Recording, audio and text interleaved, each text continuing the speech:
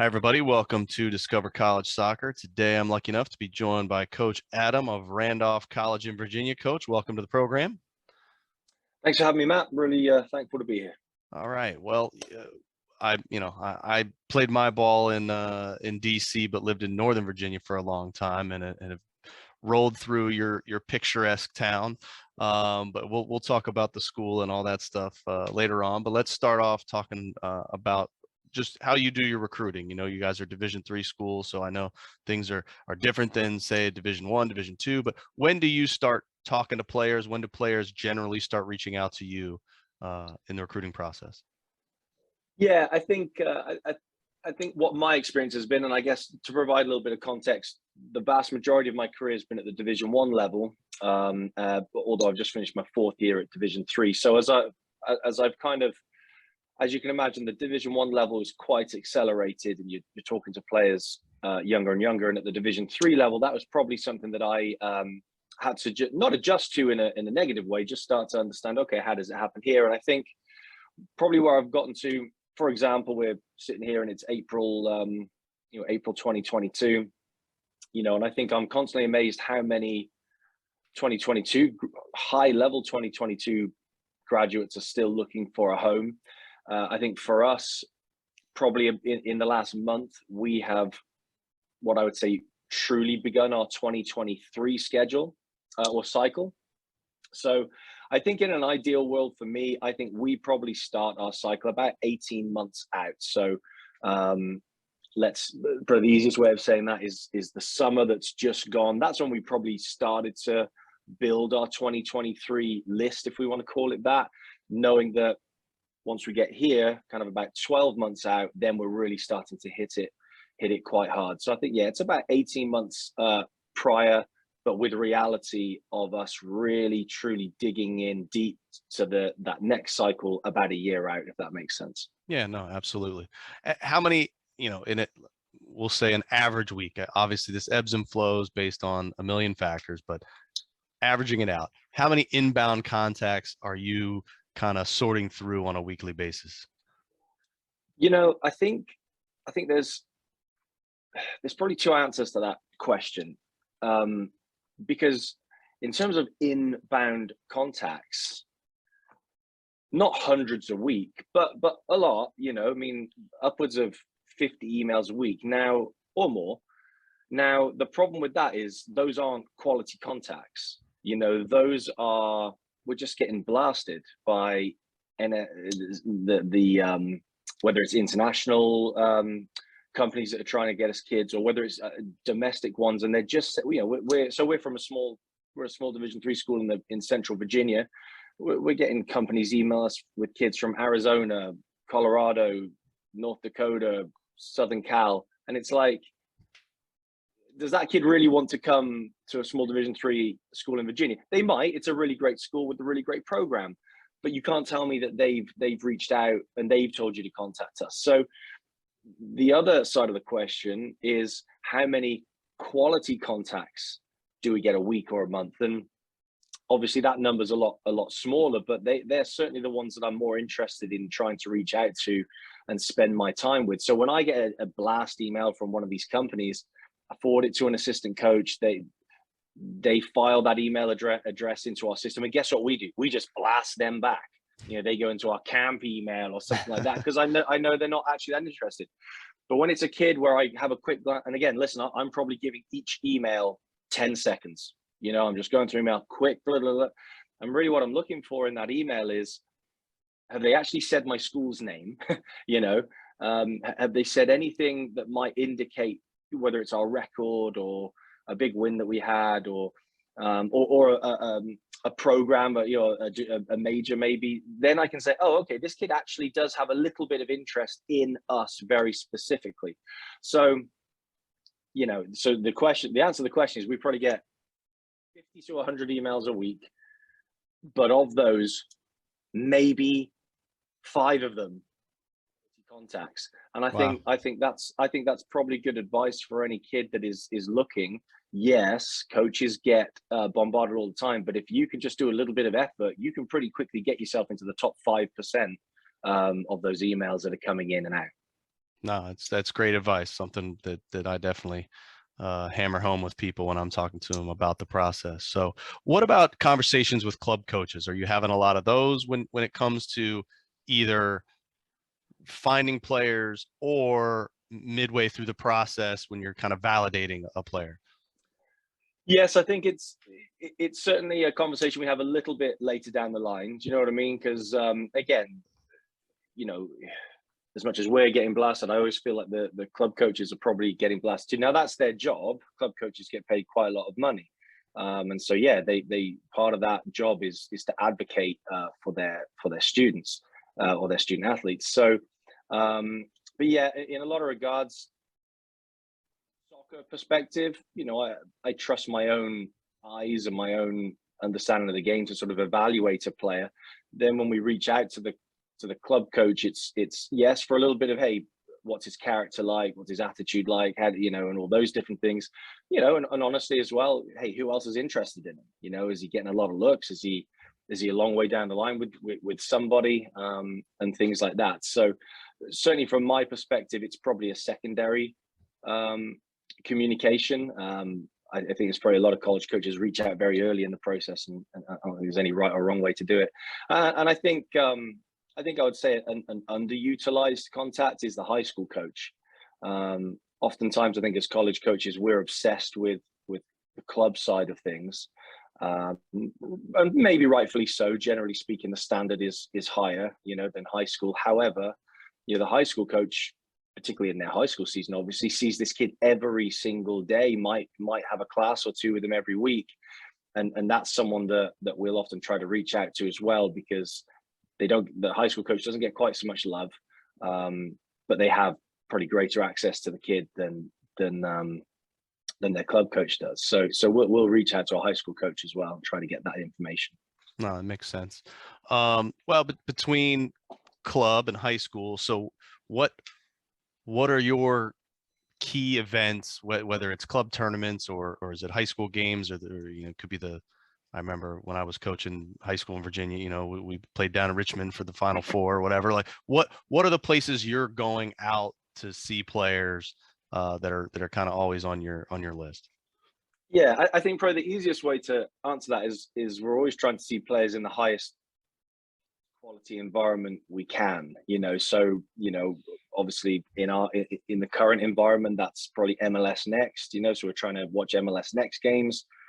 The environment after that is probably ECNL, and then obviously then you're looking at things like the CCL or whatever else exists, NPL and things like that. So I think answer number one is we're always trying to watch the players that are playing at the most competitive level, because that'll just give us the best indication of their ability to translate that across to the college level and things like that. And listen, there's a lot of high level club soccer that's probably better than a lot of college soccer. I think sometimes college coaches come across a bit preachy, as if we're coaching in the Premier League or something, and we're really not. But yeah, I think there's that. High school games, honestly, I don't go to a lot of high school games. I think the high school game situation would be a little bit similar. It's almost a secondary thing where, in all honesty, I would probably go to a high school game more to really make sure to try to make sure that kid knows how much I value them, because 75% of high school games are 5, 6, 7, 0. You know what I mean? Each high school's maybe got one or two really quality games on their schedule, and so yeah, we'll those are the ones we'll look to go to. But if I'm in just using some local schools, I'm very rarely going to go to watch Jefferson Forest play Appomattox. It's going to be 10-0, and there's just going to be zero value in watching that game. So again, I think that's the thing for everybody really, but it's kind of a time and reward thing. As coaches, I've got 2 young boys at home, a wife at home.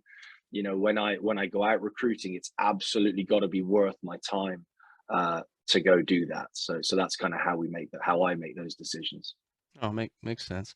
What about camps? How do camps figure in, whether they're your own camps, or are you guys, as you and your staff, out at other colleges' camps to look at players? How does that work? Yeah, I'm a big believer in, if you want to go to a certain school, go to their camp, go to their camp. You know, so for example, we've got an ID camp here actually this Sunday, and it's like, yeah, if you want to play at Randolph College, you need to go to that camp. The coaches are there; they're going to evaluate you. Here for me is the absolute truth of a lot of these camps where there's lots of schools at them. Most coaches are going because they're getting paid to go. Okay, so I'm trying to think of an example. I don't know. I think I've signed up for a camp recently, and frankly, they're paying me $300 to go to it, and yeah, I'll go to it, and I might see a kid, you know, and I might reach out to that kid, but it's totally different when a kid comes to my camp and is on my campus, and that's when I know a kid is interested in us, because I think what's really true about recruiting these days is really the emphasis is now on the prospective student to recruit the school. And so I think I think as each kid is going through their own process, they need to try to get a narrower list as possible. So for example, the 2023 class right now, they should be really saying, what are my top 4 schools? They might have 10 schools on their list. What are my top 4 schools? You need to find a way to get to their camp. You know, you need to get in front of them and eliminate that school, or get eliminated by that school, if that makes sense.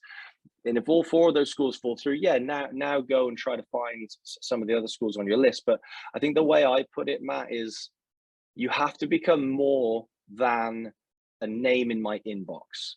Like I've got hundreds of names in my inbox. You need to become a person, and you become a person by coming onto my campus, or coming to my ID camp, or working really hard to help me see you play in person. Do you know what I mean? And I think too many kids, probably 80% of prospective student athletes, they send out these big blast emails and they think that they are in the recruiting process, and they're not. They're just getting deleted out of people's inbox. Yeah, you got to get from the inbox to the whiteboard, right? All right. Yeah, 100%.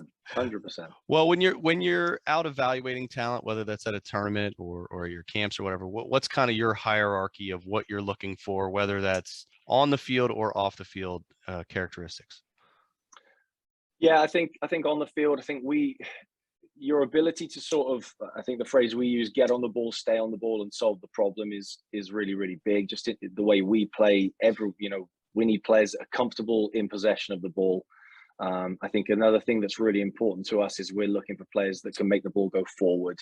You know, I think this is pretty true around the world, but I think youth soccer is full of pretty good players that are able to play sideways and backwards.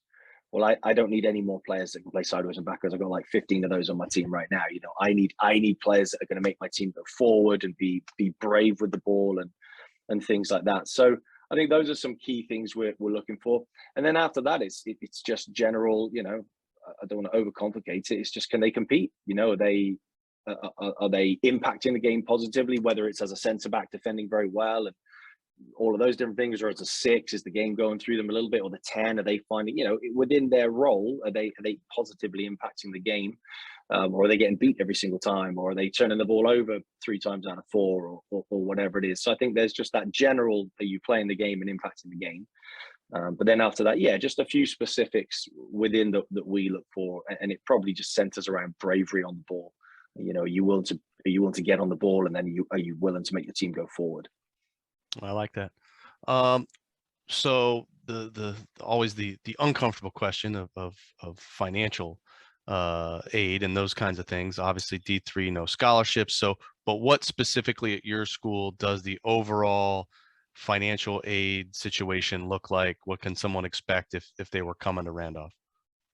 Yeah, super question, because I feel like Randolph, more than a lot of places I've been at, it's so unique for each kid. It's really unusual. Now, you know, I think like everything, I think probably the number one recommendation for every student athlete, particularly on the boys side, is where you're going to get, even at the Division 1 level, where you're going to get your most scholarship money is through academics.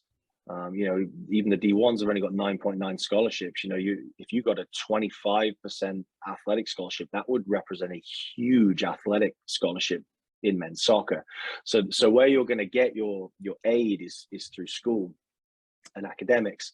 And so, yeah, we're like a lot of places. So I think, for example, our highest financial aid package is about $15,000 a year, and you have to have about a 3.8 GPA to get that. So listen, 3.8 GPA in high school, that's a piece of cake. I mean, most of that is just showing up every day and paying attention.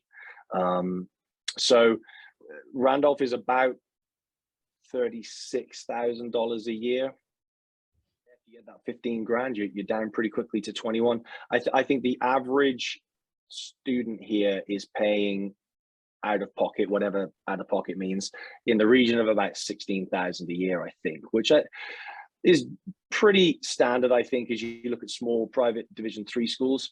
I think the thing I would say about Randolph College, if there are people looking kind of specifically, is we're rarely going to be your option, but I'd like to think we would at least be a competitive option. But listen, I think if you're a 2.5 GPA kid, it's difficult to get those players here simply because the financial aid just doesn't come in a way that's significant enough to help them. Right. Okay. Well, let's talk more about the school. You know, once somebody's they've gotten that great financial aid package because you know, they were good in school, so they're going to get some money, they're going to show up. But besides that, what else is awesome about Randolph? You know, besides what I'm going to find on the website, give me the inside scoop of why Randolph. Yeah, I think the way listen, it's a small school, but for me, it's the way I like to talk about it, it's the small school. Like, this is the small school. If you are interested in a place where you can excel athletically, excel academically, this is the school, the small school to go to. You know, I think the class size is something like, less than 20 kids in a class or something like that. You know, if you have issues, I think our faculty is ranked something like 17th in the country in terms of accessibility and some things like that. So, you know, if you're a student that really thrives or needs that more individualized attention, this is the school for you. Because you're not going to get, if you're struggling, you're not going to get palmed off to a teaching assistant or a graduate assistant. You're going to be able to go and see the professor directly and things like that. Another thing that's really unique about us is we have a new curriculum which we call Take Two. But instead of the traditional sort of take 5 courses over the course of an entire semester, we split the semester into 2. So the first 7 weeks, you only take 2 classes. And then the second 7 weeks, you only take 2 classes, which is great because it just allows you to focus much more intently on 2 courseworks. We also have Wednesdays off now because of that schedule. So you only go to class on Monday, Tuesday, Thursday, Friday. Wednesday's a day for you to get some extra sleep or get some extra rest or get caught up on some work or some reading or whatever it is. So that's been really, really great for us. And I think the other thing I would say that I really love about the school is we're pretty close to the student athlete population being just over 50% of the school. And so what that means is you've got an awful lot of peers that can relate to you. You know, half the kids in your class are student athletes as well. So yeah, when you're tired or when your schedule's pretty busy, you've got a lot of empathy in that room because there's a lot of student athletes that know exactly where you are. And then that kind of has a knock-on effect to the faculty as well, because now when the faculty look out at their class, half their kids are student athletes, so they have to have a lot more understanding and a lot more empathy as well. I don't think it would be unfair to say that a lot of college faculty have a love-hate relationship with athletics, you know. But I think what I've seen turn at Randolph over the last 4 years as our student athlete population has grown is that empathy from the professors to be more helpful, more understanding, and more accommodating. So it is, and then some other bits. It's in a fantastic college town. I think Lynchburg, Virginia is one of the best college towns in America. It's absolutely, you know, you'll find most colleges are just in the middle of absolutely nowhere. They've got a Piggly Wiggly and a stoplight, and that's about all they've got. Lynchburg is fantastic. It's got absolutely everything you need. It's got a really exciting downtown, and you know, it's a really, really cool place. So and because of all those things, I think it fosters a tremendous environment on campus. It's really, really close. That you'll develop really quality relationships here on and off the team, and it's a place where, you know, I've been really amazed how much the alumni, and probably by that I mean the soccer alumni in particular, love this school. Like, they absolutely bleed yellow and black, and that's down to the quality of experience that they have when they're here. So no, that's great. Well, you mentioned supportive faculty, but what other support mechanisms are there in place for the student athletes, and how do they balance the the rigors of academics and the rigors of being a college soccer player? Yeah, I think before I took this head coaching job, I turned down a couple of others, two or three other jobs I turned down, and probably the reason I did that was because I didn't believe that the school offered enough support for certainly student athletes. I didn't feel like I could sit on a podcast like this, or sit in front of a parent and say, yeah, come to this school, it will really benefit you. That was very different when it came to Randolph. I just felt like the place was absolutely full of faculty and staff who were dedicated to the students and the student athletes. So for example, we have a lady here, her title is Director of Student Success. She is an individual who just spends all day, how do we help students? How do we help students? How do we help students? Fantastic tutoring staff, and a department that does all those different things. We even within the soccer program, academics is the number one priority of our program. It's the number one priority. So even within our program, because listen, Randolph's not an Ivy League school, don't get me wrong, but it's pretty rigorous academically. And so even from my perspective, every single player knows that they have the ability to say, hey, coach, I am really struggling in this project, or I'm behind on this. Do you mind if I miss practice today? No problem. No problem. Yep, that's absolutely fine. Go do that. Because at the end of the day, what I know is if I have players who feel comfortable that they're on top of their work and on top of their coursework, they will perform better on the soccer field because they'll have less worries and less things to worry about. So yeah, we do everything we possibly can to help players. And I think the other thing that this Take Two initiative has done for us, this new structure of our semester, is we now never, our game schedule is Wednesday, Saturday. So with Wednesdays off, we never miss class. We never miss class for games anymore. So there's no, hey, I've got to miss 2 classes because I'm on the road on a Wednesday. So now I'm having to make up notes. Now I'm having to make up quizzes. That doesn't exist anymore because there's no games Wednesday. So yeah, it has, again, it's like I said, this is the small school to come to because it's designed for student athletes to be successful. It's designed for student athletes to have a positive balance between athletics and academics. No, that's fantastic. And kind of leads me into my next question. So obviously you said Wednesday, Saturday is your cadence for games, which, so there's no class missing, which is awesome. But what would a typical week look like for a player in terms of getting up, going to class, practice? How does that all fit in? What would a typical week look like during the season? Yeah, so I guess I'll just bounce through what our schedule was in the fall, and as most colleges will tell you, it tweaks each semester kind of based on class schedules and Sure. things like that. But generally speaking, Monday for us is probably our most intense day of the week in terms of a practice. So we'll probably lift at 6 p.m. So the kid will wake up, he'll go get some breakfast, he'll go to class in the morning, go grab himself some lunch. Then in the afternoon, he's kind of got the afternoon to himself. Ideally, do a little bit of homework or something like that. But then at about 6 p.m. on a Monday, we'll lift. We'll lift for an hour with one of my assistant coaches. Then at 7 o'clock, we'll have a team meeting. 7 o'clock Monday team meetings are a review of Saturday's game, and then kind of a first look at our Wednesday opponent. And then we'll go out and practice after the team meeting. So practice is a little later on a Monday. It's kind of blocked off 8 to 10. We've probably done normally about more like 9:30, but wow. Monday practice is our out of possession practice. So it's very, very intense. I think we're the best team in the country when we don't have the ball. And it's because of the work we do on Monday evenings in terms of our out of possession training session. So really, really intense training session, but really, really fun as well. So that's a Monday. Tuesday, we have a team meeting a little bit earlier, about 4:30 on a Tuesday, and then we'll practice 5 to 7. Tuesday's team meeting is a deep dive into Wednesday's opponent.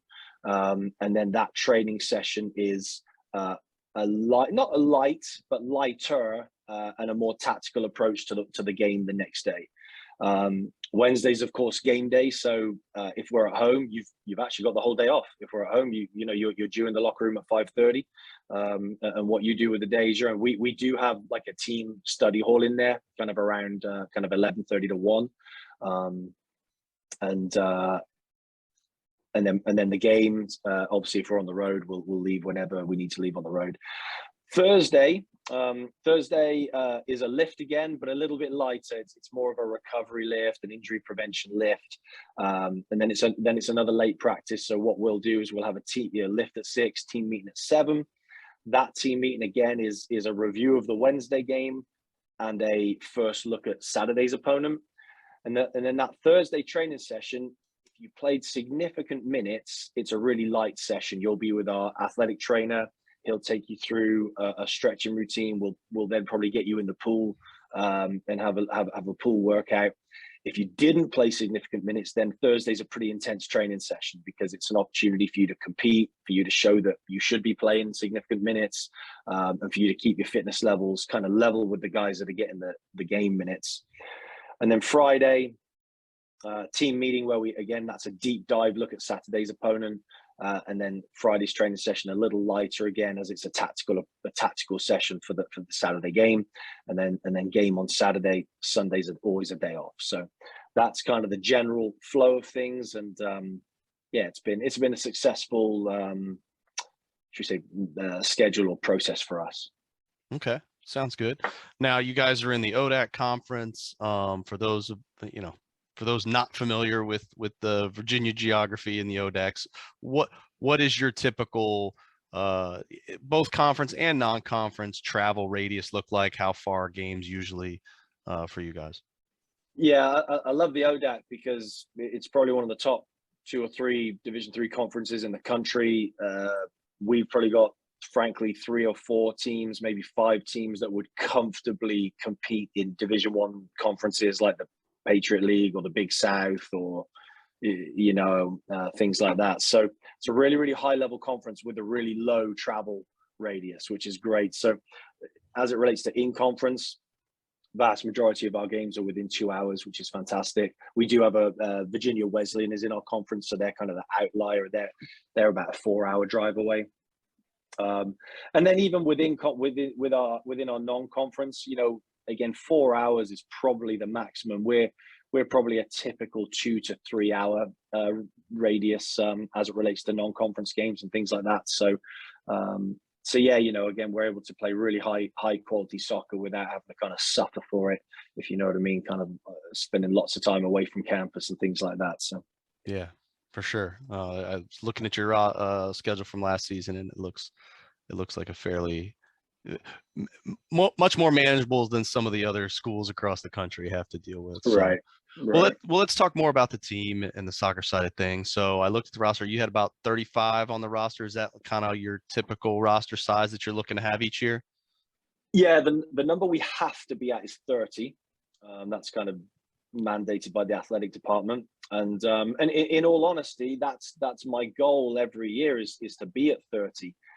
The reason it's over 30 is our retention rates are so high. We retain our student athletes at a ridiculous amount. The 5 years before I became the head coach, the retention rate of this program was 50%. 1 of every 2 kids was leaving the program. My retention rate now is in the low 90%. So I think that tells us we're recruiting the right players, the right fit for the program, and then we're providing an outstanding experience when they're here.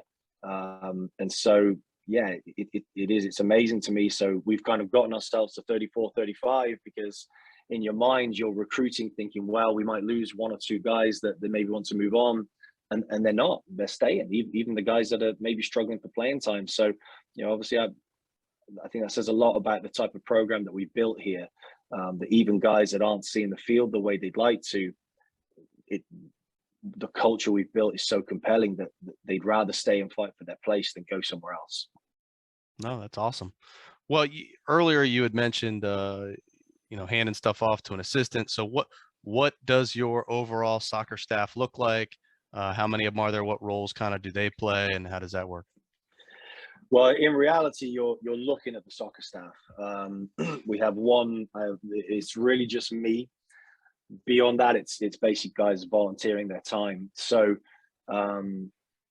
So yeah, that's a challenge, and I think there's probably some value in understanding that as a prospective. If there are prospective student athletes listening to this, listen, there are some programs that are fully staffed, and by fully staffed, I mean they've got 2 full-time assistant coaches, they've got maybe a graduate assistant, they've also maybe even got a manager. So there's 4 or 5 coaches that are able to sort of carry the workload. Really, when I'm saying I'm handing off things to an assistant coach, the best I've got is I can forward an assistant coach an email, and he might be able to put it in a database for me. That's it. Everything else that happens in our program, I do it, from washing the laundry to replying to the recruits to planning practice to everything, every single thing. So obviously, and I think there's value in sort of trying to understand that. Now, as a prospective student athlete, you wouldn't necessarily be able to sort of decipher that, because if you go on our website,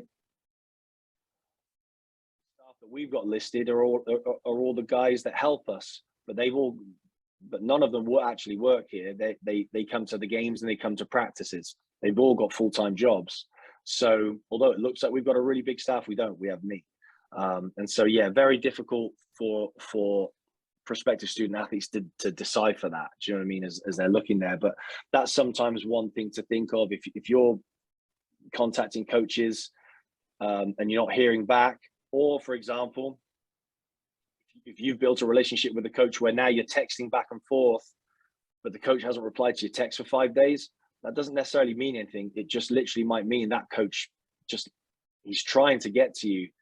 They're just so swamped with the things they've got that they literally might not be able to. So, so that is challenging, and it forces me to be exceptionally well organized and exceptionally efficient with my time so that we can run a program at a high level like we are, but with it really being a one-man show, which is in reality what it is. So yeah, no, I remember those days fondly, a long time ago when I was a small school. We let the grounds crew cut the field once and only once, because after that we're like, you're never touching our field again. And yeah, so I rode the John Deere. I get it. yeah, right. Well, so how would you talked about high pressure, when you don't have possession. So, but overall, how would you describe your style of coaching, the team style of play, and just kind of the overall culture of the team? Yeah, I think as it relates to on the field, we certainly want to be a possession-based team. We have a few goals, a couple of big goals that we have in games. Is we want over 500 passes a game, and we're aiming for 70% possession. Now, we've never actually achieved 70% possession yet, but that is the goal and that is the intention of how we want to play the game. That's built around the idea for me that soccer is a chaotic game. College soccer is chaos on steroids, and we want to control as much of the chaos as we possibly can. So yeah, have we achieved 70% possession? Not yet, but we've had 3 or 4 games in the 60s. More than half our game we dominate possession, and these are statistics I could show you with we use Instat and things like that for our game analysis and stuff like that. So and so that's how we play, that's how we train, that's how we practice. Now, all that being said, if you were to ask me, describe your team to us, I think the reality of our style is we're a high pressing, counter pressing team. That's what we are. Again, we're the best team in the country, and we don't have the ball. The goal of that ultimately is we want to win the ball as high up the field as we possibly can. And again, one of our goals is we want to create chances in 5 passes or less. So again, we train, the way we press as a team is outstanding. For example, and again, these are things we can all back up, because when I have recruits on campus, for example, and we're going through our tactical model and we're watching clips and we're looking at statistics, what I always say to them is, listen, every single college coach you go and talk to is going to tell you they're a possession-based team. That's not the reality of what I see on a Saturday when I'm playing these guys. Most of the teams I play against are very, very direct. And so the reality is can coaches prove it? Because we can all prove it on the whiteboard, but can you prove it on film, and can you prove it statistically? So, for example, within Instat, there's about 1 million different stats that they measure, but the really important stat for us is pressing efficiency. So pressing efficiency very simply means you don't have the ball. As a team, you tried to win it back. Were you successful or not? And so the nice thing about Instat is you can look at lots of teams, including Premier League teams and things like that. So I did a little study I think Liverpool are probably the best pressing team in the Premier League, right? And they press at a 64% efficiency. So that means every 2 out of 3 times that Liverpool try to win the ball back, they get it back, which is phenomenal. Our pressing efficiency is 63%. So when we are pressing it as an extremely high level, which means we typically win the ball back in our opponent's half, which then means we are able to play and combine and go to goal quickly. So I think that's in a nutshell, without kind of spending half an hour going through the whole tactical model. That's kind of how we play. We're looking to win the ball back high up the field, which we're able to do, and then play quickly. Can we create a chance in 5 passes or less? And that's how we look to play. Oh, that's awesome. Well, like as you mentioned, we're talking here in April, so it's the off season. What does your typical off season look like? Yeah, we just at the D3 level, we're allowed 5 weeks, and so yesterday we just finished week 4 of that cycle. So, so the D3 model, it's 5 weeks. You're allowed to train 3 times a week, and then you're allowed 1 play date, which is a horrendously bad model. I don't really understand why that is, but it is. So within those 5 weeks, we really try to maximize everything that we do. So, for example, yes, of course, we're practicing and lifting in that time, but also on those days when I'm allowed to be with the players, I try to do small group training sessions with them.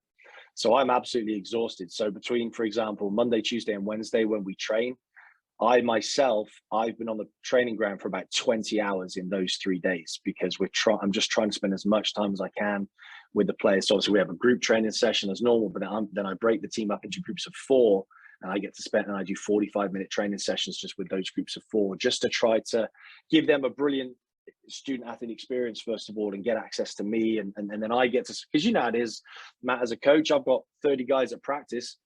There's 4 or 5 guys I might not even talk to. I didn't mean that to happen. It just so happened in the flow of things, I didn't even get to say good morning to them or whatever it is. So, the small group training sessions allow me to spend a little bit of one-on-one time with everybody.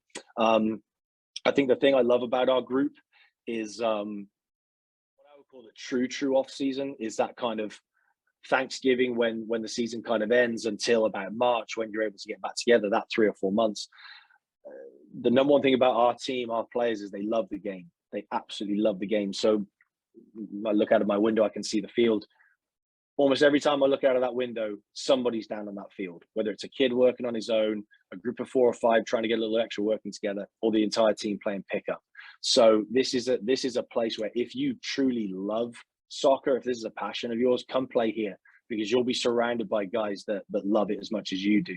And so, they're just out there, A, because, of course, they want to get better, but B, they just enjoy being out there playing the game together, and so that's really cool. And then, as it relates to the summer, we work as hard as we can to help guys get placed at as high a level summer teams as we possibly can, whether it's UPSL, USL2, whatever we can. We're working hard to get guys placed. And that's not always possible for everybody. There are kids that need to go do internships for their degree and all those different things. So obviously we work within the balance of that. But this is a place where we try to maximize the off season as much as we possibly can.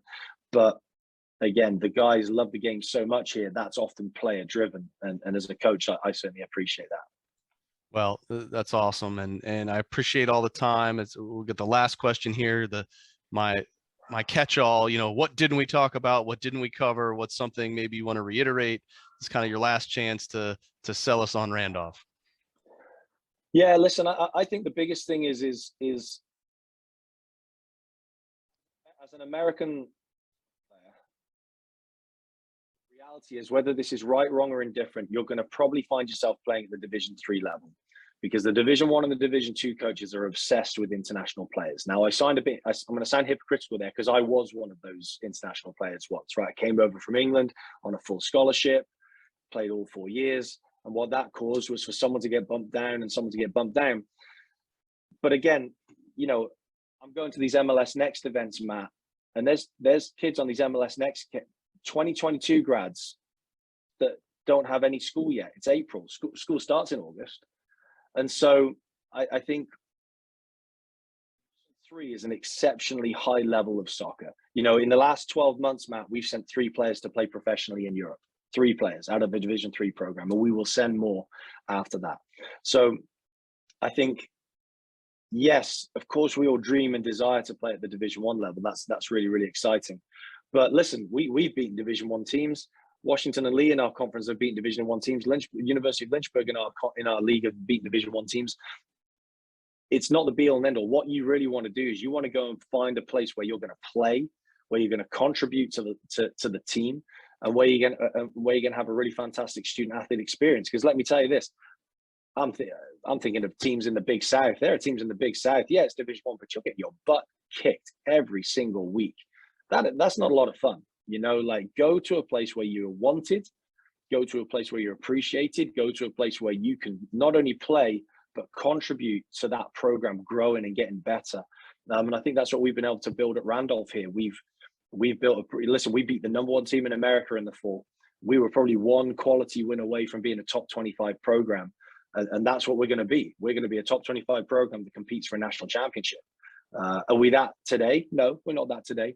But, you know, me and Matt, you and me will talk again in 2 or 3 years, Matt, and we will be.